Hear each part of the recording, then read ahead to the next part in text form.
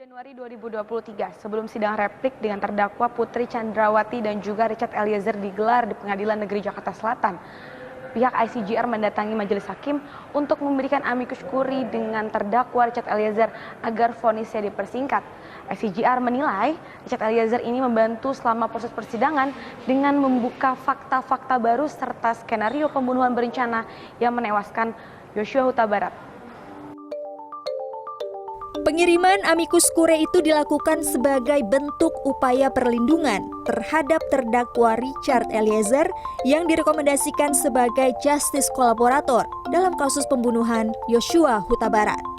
Kelompok masyarakat sipil itu terdiri dari Institute for Criminal Justice Reform atau ICJR, Wilnet, dan Elsam. Yang paling penting disampaikan hakim, nantinya dalam putusan tentu saja, ini proses masih berlangsung ya, kita hargai proses yang berlangsung, kita berharap nanti dalam putusan hakim bisa mengambil peran itu. Apa itu untuk memberikan putusan kepada Baradae seadil-adilnya atas perannya sebagai justice kolaborator, yaitu secara undang-undang memberikan putusan reward ya, putusan paling ringan di antara terdakwa lainnya. Kuasa hukum dari terdakwa Richard Eliezer, Roni Talapesi, menghargai amicus curiae tersebut. Ia berterima kasih kepada masyarakat yang telah mengikuti dan memberikan dukungan kepada Richard Eliezer selama sidang berlangsung. Apresiasi atas yang disampaikan oleh teman-teman dari amicus curiae bahwa ini merupakan aspirasi dari masyarakat melihat bahwa Richard Eliezer sebagai justice collaborator, tentunya masyarakat beranggapan bahwa tuntutannya lebih tinggi dari terdakwa yang lainnya. Nah, ini adalah aspirasi dari masyarakat dan kita hormati, kita hargai. Khairul Huda, pakar hukum pidana dari Universitas Muhammadiyah Jakarta, memiliki pendapat lain. Tuntutan yang diberikan jaksa penuntut umum kepada Richard Eliezer selama 12 tahun penjara dirasa tepat dan sesuai dengan perannya. Walaupun Richard Eliezer merupakan terdakwa justice kolaborator dan membuka skenario fakta selama persidangan, namun Khairul Huda menilai peran Richard Eliezer tetap ada dan membantu proses pembunuhan Joshua Huta Barat. Khairul Huda juga menegaskan amicus curiae yang dilayangkan kepada majelis hakim merupakan hal lazim karena kasus ini begitu besar menyita perhatian masyarakat.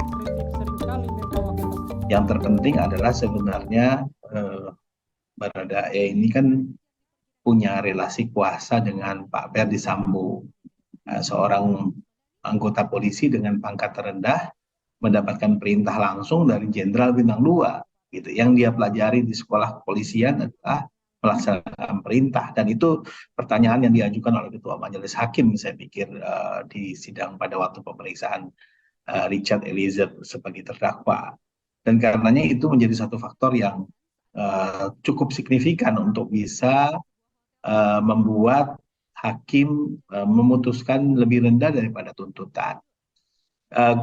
Berkenaan dengan amicus curiae dan sebagainya, menurut saya sih tidak ada landasannya dalam hukum positif kita sebenarnya ya. Tapi ya sah-sah saja masyarakat menyikapi dengan cara seperti itu ya. Walaupun menurut saya tidak akan mempengaruhi banyak ya, tapi yang akan mempengaruhi adalah faktor persidangan itu sendiri. Kepala Humas Pengadilan Negeri Jakarta Selatan Juyamto mengatakan, amicus curiae terdakwa Richard Eliezer bukan yang pertama kalinya diterima pihak pengadilan. Dalam kasus Jering pada 2022 dan kasus penyiraman air keras Novel Baswedan, lembaga masyarakat sipil juga memberikan amicus curiae. Juyamto menambahkan, nantinya berkas amicus curiae akan diberikan kepada majelis hakim dan akan menjadi bahan pertimbangan sebelum sidang putusan. Meski ada amicus curiae, namun hal ini belum masuk dalam Kitab Undang-Undang Hukum Perdata di Indonesia. Dalam Undang-Undang Nomor 48 Tahun 2009 tentang Kekuasaan Kehakiman, Pasal 5 Ayat 1 menegaskan, hakim dan hakim konstitusi wajib menggali, mengikuti, dan memahami nilai-nilai hukum dan rasa keadilan yang hidup dalam masyarakat. Undang-undang tersebut memberikan arahan bahwa hakim harus memahami nilai-nilai atau isu yang berkembang di masyarakat sesuai dengan kasus yang berjalan.